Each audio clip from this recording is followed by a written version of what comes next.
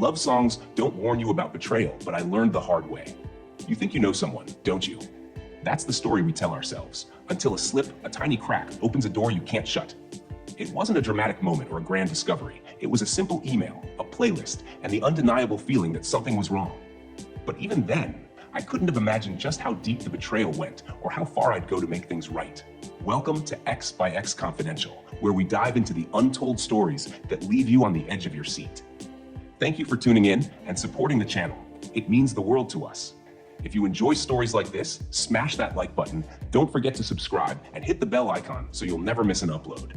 We've got even more incredible tales on the way, and trust me, you won't want to miss them.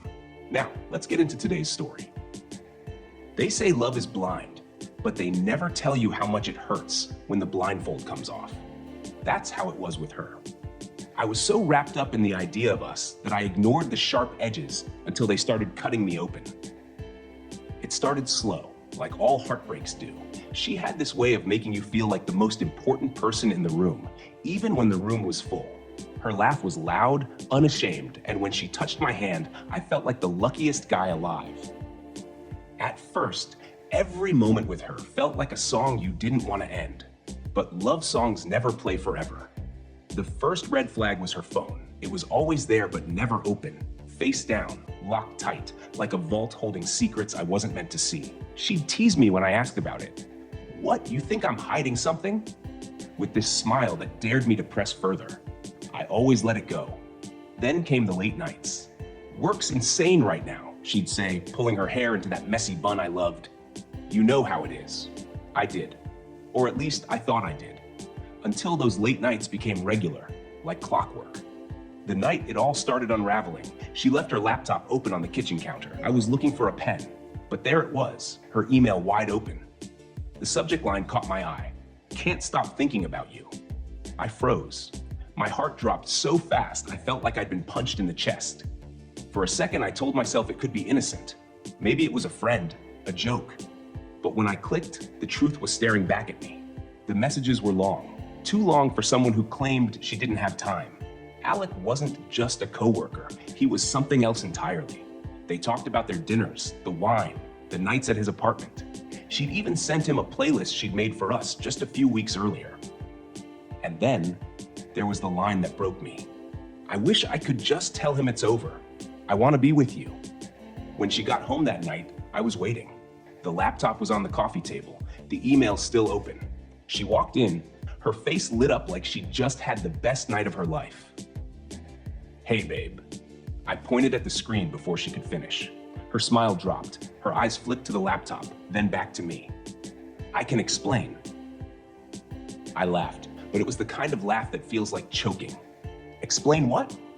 That you're screwing someone behind my back? That you're sending him the same songs you said reminded you of us? She didn't deny it. She didn't even cry. She just stood there, her arms crossed, like she was annoyed I'd ruined her night.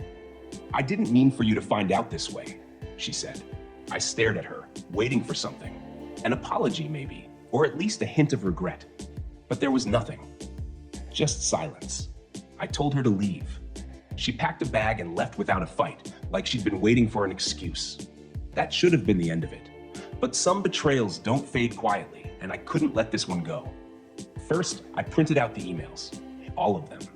Every last word. I made a neat little packet and sent it to her parents. A cover letter included, explaining that their daughter wasn't the person they thought she was. Then, I turned my attention to Alec. I didn't send him the emails. That would have been too easy. Instead, I did some digging. It didn't take long to find out he was engaged. I found her Instagram, Natalie. She looked happy in her pictures, blissfully unaware. I debated for a while before I sent her the messages.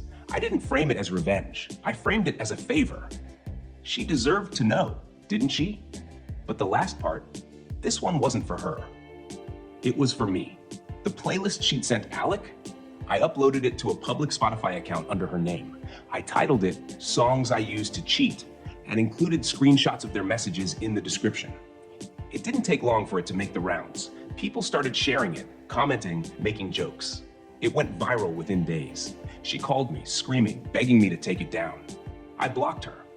I didn't feel proud exactly, but I didn't feel sorry either. It's been months now. I've deleted the playlist, moved to a new apartment, and started rebuilding. But the scars are still there, faint but real, like the edges of a burn. I don't listen to her songs anymore. I've found new ones, better ones. Sometimes I wonder if she thinks about me, about what she lost, about how she set fire to something good and didn't expect to get burned. But mostly, I wonder if she ever learned what I did that day, that love isn't always beautiful. Sometimes, it's just a lesson wrapped in pain.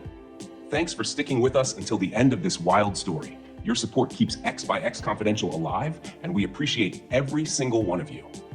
If you like this video, smash that like button, subscribe to the channel, and hit the bell so you're notified the moment we drop our next story. What would you have done in this situation? Do you think the revenge went too far or not far enough? Let us know in the comments below. We'd love to hear your thoughts. Until next time, stay curious and stay confidential.